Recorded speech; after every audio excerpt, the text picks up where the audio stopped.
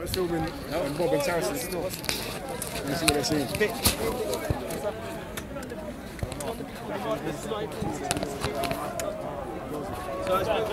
No problem. Teach your children how to fly. So basically he's saying, if Muslims rule the world, not all non-Muslims are going to die. We're going to kill them all. Okay. This is what he says. I'll give you a better one. Well, let's talk to On him. Friday, this Friday, a 15-year-old Palestinian in Gaza was killed. And to be honest, I've seen the footage, and you're left with one question for me. One question: why would everybody knows that when Palestinians try to breach the Gaza fence between Israel, which is their own land.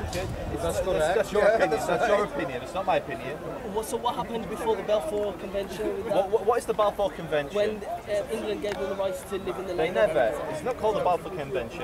What is it then? It's a Balfour Declaration, which had nothing to do with the creation of Israel. It was the paper on which Britain were awarded mandate of that region. Who gave Britain the rights to say to Israel you can live in They didn't. When it came to the vote in the 1947 partition plan, who voted? Britain abstained from the vote. 33 nations voted to recognise Israel, and 13 nations voted But not where to were they before recognise that? it. Where was who? I've got friends Jewish friends who've lived in that region for hundreds and hundreds of years. I've got friends who lived in Gaza before they were kicked out by the Egyptians when the Egyptians conquered Gaza in 1948. Talking about the Egyptians. How are you doing? Thank you. How are you? You know, I don't know. We did it once last week. We did it for 2 hours. I don't know if I want to go there again. No, man, truthfully, I found the conversation really disrespectful last week. No problem. I mean, there's a lot of things we find disrespectful as well. One of them being is your lack of acknowledgement of Palestinian suffering. The thing is, what we can all agree upon, I think if we're honest and objective about the situation, if we look at it from 19... So just... Hold on. No, before we start, I'm only doing this with you. No, I'm saying... Go ahead. The conditions I was talking is if everyone else keeps quiet, no one runs to you with the phone to back you up, because what always happens, it's me versus 100 as opposed to me... There's no 100 here. Between you and him, yeah. Okay, then 1 versus 1. Everybody. Okay, so let me put my camera away as well, because last time it was 2 hours and it really wore me out. All right, I was going to say to you, Joseph, the first thing we all have to understand, let's just state facts for a second. The facts are as follows, yeah? That upon the invention or the establishment of the State of Israel in 1948, in May the 15th, or whatever it was, there was a mass exodus of, let's say, 700,000 Palestinian individuals. They were displaced, and that became 5.5 million refugees, according to the UN. We can't deny the fact that Palestinians have been displaced from a home they had once called their own. Now, whether you want to put that down to the Holocaust or not, that's aside the point. Actually, this is a conflation of different points. My point to you is, do you deny the fact that there has been a systematic ethnic cleansing of the Palestinian communities from, I wouldn't even start from the 1948, I'll start from the 1930s up until the establishment of Israel in 1948, in the form of groups like Irgun, groups like the Haganah, who are meant to be the moderate version of Irgun, coming together premeditatedly using files which we now have access to because of the 1998 military files that the Israeli government let loose, primary source materials, which stipulate that there's been these village files which show that these groups that were before the establishment of Israel had topographical information, demographical information, all of which outlined how many villages there were, how many people lived in those villages, and what to do to get those Arabs out of those villages and to replace those Arabs with Jews. Now tell me, in your mind, give me one reason why that is not a racist establishment of a state, and how that is this Jewish exclusivization or this racial prejudice that the Zionist movement had at its core, how it is not, at its heart, actually a racist movement. Can you explain that to me, please? Okay, so to respond to the many mistruths that you said then. Okay, go ahead. Okay, so if you want to talk about ethnic cleansing, the first thing you need to do is just look at things logically. So if you're looking at things logically, and you look at the areas that the Palestinians control, yeah? What now? Yeah, now, Area A or the Gaza Strip, go ahead. Yeah? Not one Jew resides there. Because the Jordan... Okay. I was quiet all the way through you. I just said okay. Okay.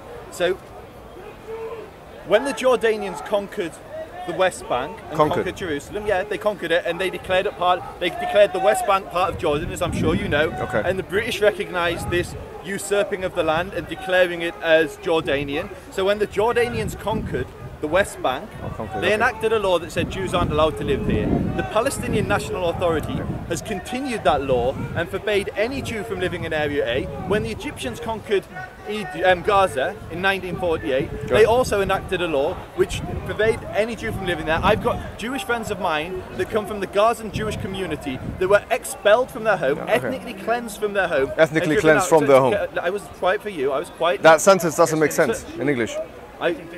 Just be respectful, be respectful. I was very... Go ahead, sir. I was very... Go ahead, sir.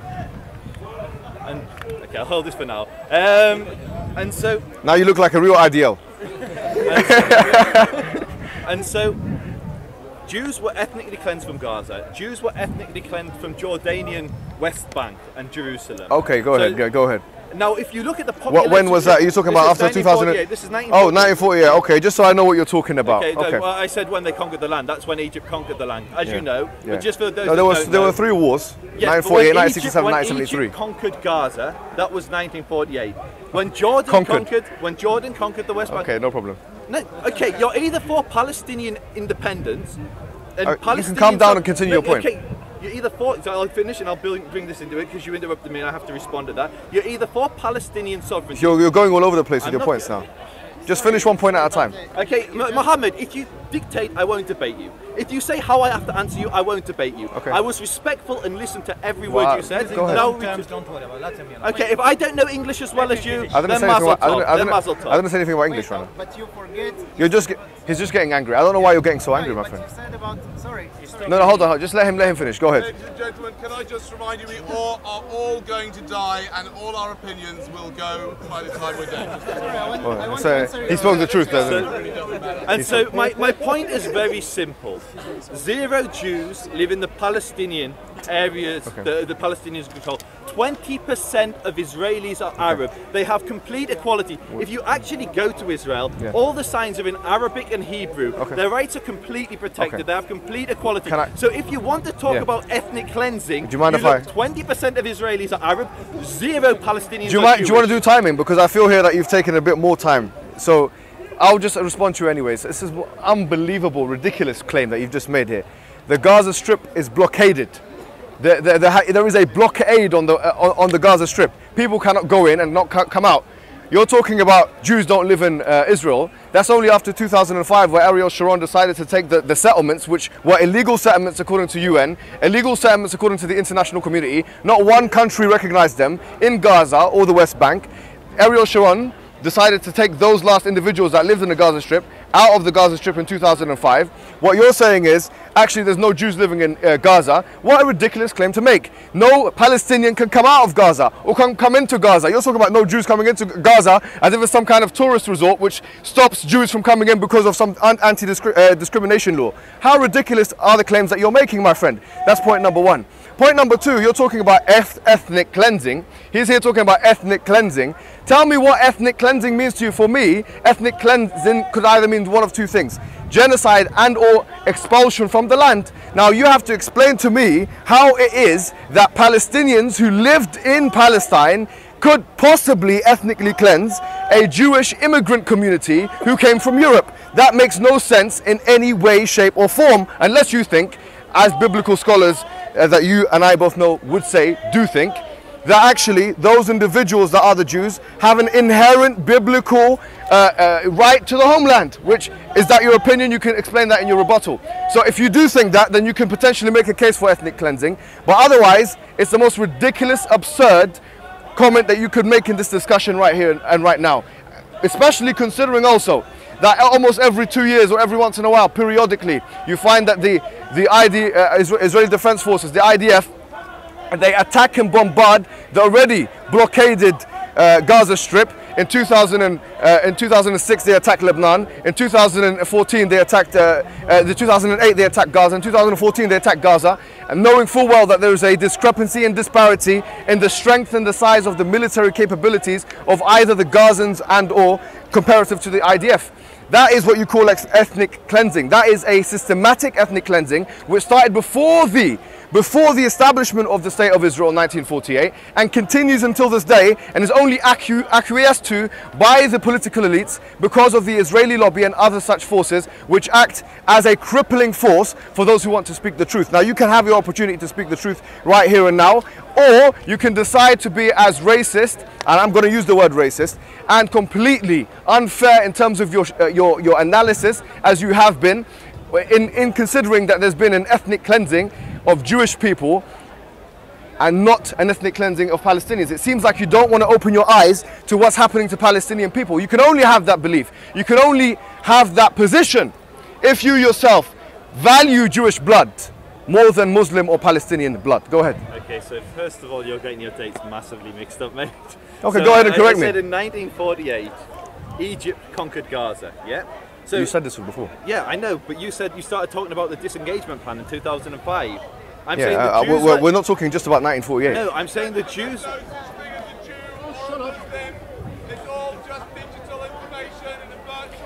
Do you want to time? Someone time him. Give him 3 minutes. 3 minutes is good, yeah? 3 minutes is good, because that way we can't accuse each other. Another time. Give him 3 minutes. 3 minutes good for you. 3 minutes good.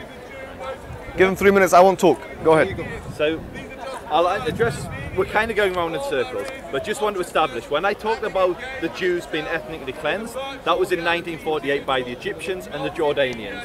And then the laws were continued by the Palestinians when they took control. That's that. So you can talk about the disengagement plan, but you're confusing your dates. The second point, you started talking about actual populations being driven out of places.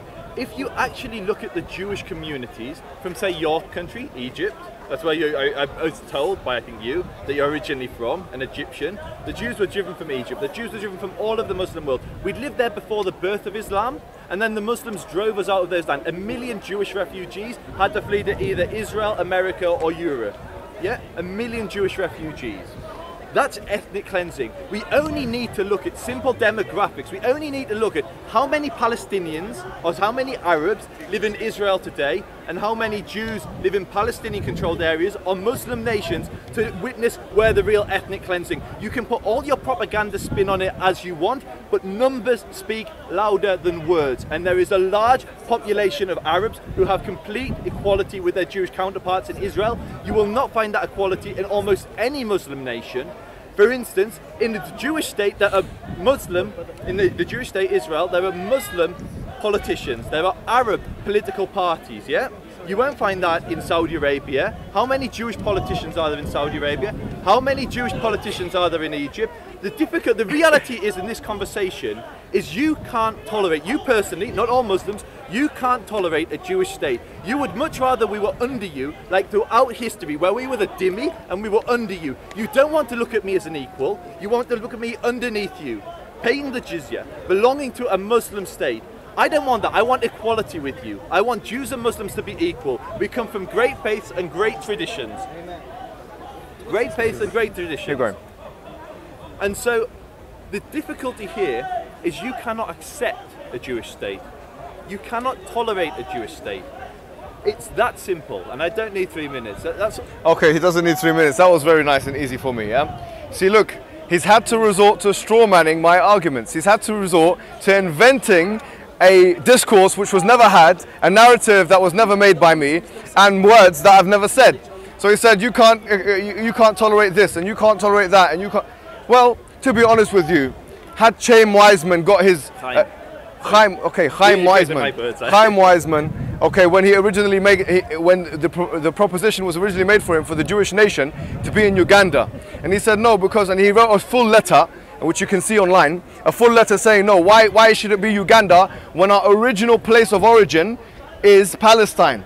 And he had the same argument that this man just had. It's a biblical argument. It's an argument of ethno. So hold on, excuse me. Actually, it relies explicitly on the Bible. It relies explicitly on the biblical Old Testament narrative of David, King Solomon, which some agnostic and atheistic historians don't even believe existed. So it does rely on biblical information. No other nation in the world makes a case for its existence using racial and biblical reasoning. And that is only applicable now in the secular world, in the Western world, the Western hemisphere, which is meant to be secular, because the Israeli lobby and other such strong, and other such influencers have been able to, We're not good enough. and other such influencers have been able to, yeah. It's okay, it's all right. Yeah, have been able to cripple the Western power elites into saying and doing things they wouldn't otherwise do and say. You're talking about 1948. Let me explicitly, or let me mention exactly what you're talking about. You're talking about the war with all of those Arab countries that went in to invade. And the Gaza Strip was the Gaza Strip and the West Bank were the only two things that were recovered. And that was what it was. It was a recovery. It was a war of recovery of land. It was not a war of invasion of land. For you to think it was a war of invasion of land would mean to think that you think that the complete de-Arabization of the whole of the Palestinian region, which by the way happened, if you look at the demographical data before 1948, May 15th, you'll realize that majority of de-Arabization had already happened. Why? Because of the plans of those terrorist groups, which you failed to condemn, by the way. He failed to condemn the terrorist groups of Irgun, who everybody almost consensually unanimously agrees are terrorist organizations who worked hard and actually collaborated with the Nazis. The Irgun collaborated with the Nazis. And he's telling me about anti-Semitism. The Irgun who collaborated with the Nazis, okay, the Irgun who collaborated with the Nazis went into a hotel and shot some people who were British and other people who were Palestinians. And they did so with civilians. Will you condemn such an attack on those civilians? Muhammad, yes or no? Yes or no? Go ahead. Muhammad, you have to stick to a subject. Every time we talk about the King David. You're jumping. You accuse me of jumping around all over. Give it 3 minutes, yeah? Yeah. You accuse me of jumping all over. I'm actually struggling to keep up with the amount of different straw men you're building. You're putting words in my mouth. You're saying that my claim is biblical. It's never been biblical. You're saying that my claim. You're saying that I'm talking about anti-Semitism. I haven't mentioned the word anti-Semitism once in this debate. So what I would request is you concentrate on what I'm telling you and respond to my actual points rather than my straw men. So in response to the biblical claims that you're making, not me, so no Jew that I know that's actually serious in the Zionist movement or the pro-Israel movement bases their claims on religious reasons. Almost whenever they talk about the Jews living there, it's from an archaeological perspective. Okay. We dig up Hebrew, which is thousands of years old. We dig up Jewish artifacts that go back thousands of years. We dig up Jewish remains, Jewish burial grounds constantly. So when Jews say they have a historical claim to the land, it's exactly that, a historical claim. Not based on the Bible, based on hard archaeology, yeah? Now only a fool or someone with a serious political agenda would deny that the Jews lived in that region. So I'll actually ask you just very quickly. No. You can finish your segment and then you can ask me all the questions. You didn't answer my question. Okay. And you didn't want to condemn the terrorists, so go ahead and finish your segment. So for those that want to know my position on the King David bombing, we did a 2-hour debate last week where I explained why it was a military attack against a British military HQ. Okay. Yeah?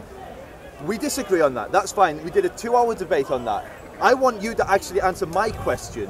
Why can you not tolerate... Finish off. I leave the question to the end because you've got 3 minutes to talk. It's fine, but this is the main gist of my conversation is there are so many states around the world that were born in much more violent conditions. Take India and Pakistan. India and Pakistan was created in 1947, the year before Israel was created. 1 million people were killed. Millions were displaced, much greater scale than Israel-Palestine. The reason why you're not complaining about the Pakistanis, Indian wars, where far more property was lost, where far more refugees were created, was because it doesn't involve Masjid al-Aqsa. For you, this is explicitly a religious conversation. Not for me it's a secular thing. I believe in a secular state, a secular Israel. I believe in the detachment of the church and state, or the synagogue and state. So, for you, I don't believe that is the case, but maybe I'm making a strong man against you, so I'll be very interested to hear your answer there. The second point was... 15 seconds. I've got 15 seconds, okay, forget the second point. Well, okay, alright. So, you see, this is what you expect. You expect to stand with a Muslim and for them to make a religious case. I have not made a religious case. I have not spoken about Masjid al-Aqsa. That's what you have said. And then you have the nerve to say that I am straw-manning you. I have not made the arguments you are refuting today. No, I have not made those arguments in my life, and you'll never find anything in the public record of me saying anything about a Muslim settlement or something like that, or discussion about Islamic Palestine. I've never done it. I've only had the same conversation as you're having. However, you have to differentiate between Islam and Judaism, in the sense that Islam is a religion and Judaism is a religion and an ethnicity. So it's a ethnic religious grouping. I've asked you a question. It's a very simple question. How is it and when can it be the case, if we believe in a racial equality, if we believe in egalitarian principles with race, how could it be the case that you believe that a state can be established on the basis of race, that you can expel a whole grouping of people, in this case Arabs, replace them with another grouping of people, and that can be justified politically or otherwise, morally, because of some kind of archaeological 2,000-year-old case that you're making for it? It's as absurd, actually more absurd, than the Vikings, the Anglo-Saxons and the Normans all having a discussion here in Speaker's Corner, debating about who should own the land. It's ridiculous, sir. No one makes the case except for you. No one makes the case except for Zionists, because it's the heart of their project. Really, it's a racially exclusivist project which depends at heart on the Jewish personality, the Jewish person, and it must at heart exclude everybody else. I've never seen you talk about sorry, Kurds. Wait a minute. Kurds don't have a unified homeland. Kurds don't have a unified, Gypsies don't have a unified homeland. They do not have a unified homeland. It's not the case in our worldly dialogues that if I say that the Kurds shouldn't have a homeland or the Gypsies shouldn't have a homeland, that would not be considered racist. But according to people like yourself, if I say that this homeland is illegitimate or undemocratic or illegal, then I am being anti-Semitic. You see here, you're applying different measures of moral equivalence. Here, if you have this idea about the Jews, then surely it should surely it should be racist for me to say that a Kurdish state is not feasible, is not possible, is not legitimate, is not democratic. But you, my friend, and people like you, Zionists, have never made the case for the Kurds, have never made the case for the Gypsies, have never made the case for any other nomadic people who are scattered around the world without a homeland. You continually make the case for Jews because you have a Jewish prejudice and you are completely exclusivist in your racial thinking. Okay, so if you actually go and follow my activity, which you clearly don't, I campaign for Kurdistan. I actually have posts all over the Israel Advocacy Movement campaigning for the Kurds. So that aside, I want to actually deal with the crux of your conversation. And it literally comes back to numbers again. Anybody who's watching this, we've only got a few cameras, anyone who's watching this, shout out to, actually I'm not going to shout out all the channels. If you look at a nation like Saudi Arabia, which is a Muslim country, there are 0 religious Jews allowed to practice there. Jews aren't allowed citizenship there, yeah?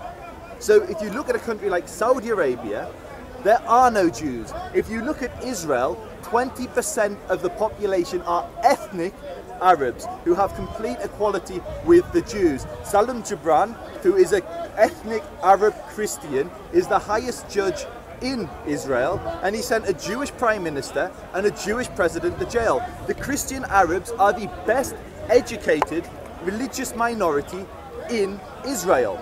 Say that again? The Christian Arabs are the best performing in terms of qualifications from universities and schools, religious minority, or religious group, not minority, religious group in Israel, yeah?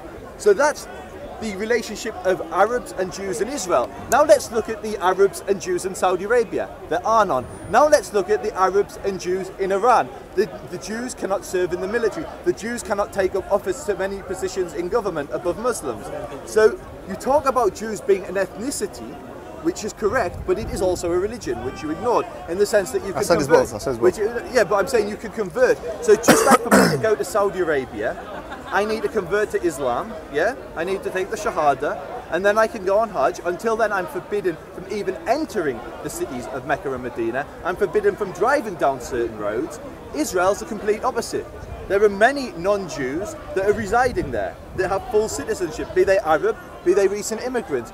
You don't have to convert to Judaism to move to Israel. unlike in the Muslim nations. So you present your worldview as being more pluralistic, but it's not pluralistic at all, because it abolishes anyone from a different faith group from even entering the city of Mecca and Medina. All right, so let me just quickly answer what he's saying. City of Mecca, Medina. Mecca, quickly to answer what he said. Mecca, where the pilgrimage happens, is one of the largest gatherings in the world. Usually people, when they congregate and they come around the Kaaba, there are many deaths that happen because of stampeding, etc. There are millions of people, over 1 million people that congregate on Hajj. Now what you're saying is, let's have a visitor's visa so that we can make it an even more overcrowded situation in Mecca, and so we can have even more Muslims killed and go back to your policies of ethnic cleansing that you're used to. But having said that, what I'm saying is, actually, what you said about Iran, about Saudi Arabia, about all the other countries, is none of my business. I'm not an ambassador to Iran. I'm not an ambassador to Saudi Arabia. If you wanted to have a go at one of those individuals, you can go out, stand outside with your placard, outside of their embassies, and try and do what you want to do. That's point number one. Point number two, you've completely ignored what I've said. The reason why I keep talking about King David is because it's unanimously agreed upon almost everyone, all of the international organizations, including the Haganah, by the way, that they were a terrorist organization which committed a terrorist attack. The reason why I highlight that in particular is because I want to expose the fact that when it comes to Jewish terrorism, you're acquiescent. You are okay with it. You don't even want to label it as Jewish terrorism. You don't even want to identify that the killing of civilian people, whether they be British or Palestinian, by Jews is something which is terroristic. If I had been in your position and said the same things, that would be front page news. You have to understand here, people would be attacking me left, right and center.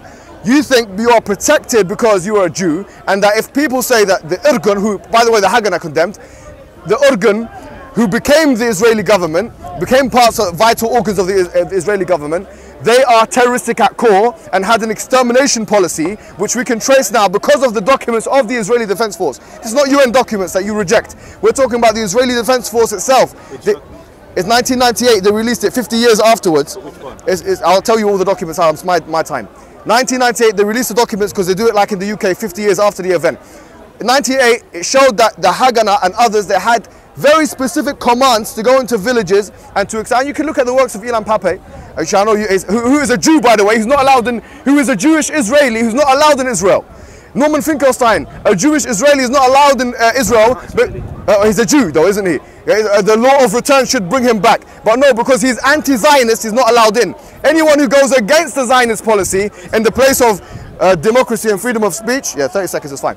In the place of democracy and freedom of speech, is meant to be the only democracy in the Middle East. Anyone who goes against the Zionist policy is either an anti-Semite or they're not even allowed to reside in the nation which they're meant to have rights to go back to. What kind of nonsense is this? Are you actually going to stand here and tell me that this place is a democratic place of free speech?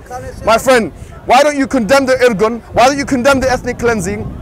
Why don't you condemn the fact that the Gazans have been blockaded and are being killed until this day? So again, Muhammad, you can build as many straw men. You can build as many straw men as you like.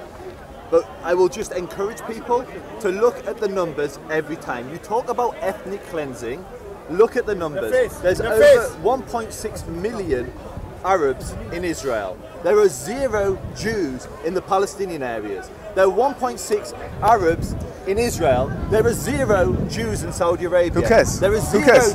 That's the problem. You only Who cares? You don't care about Jews. I didn't say I didn't care about Jews.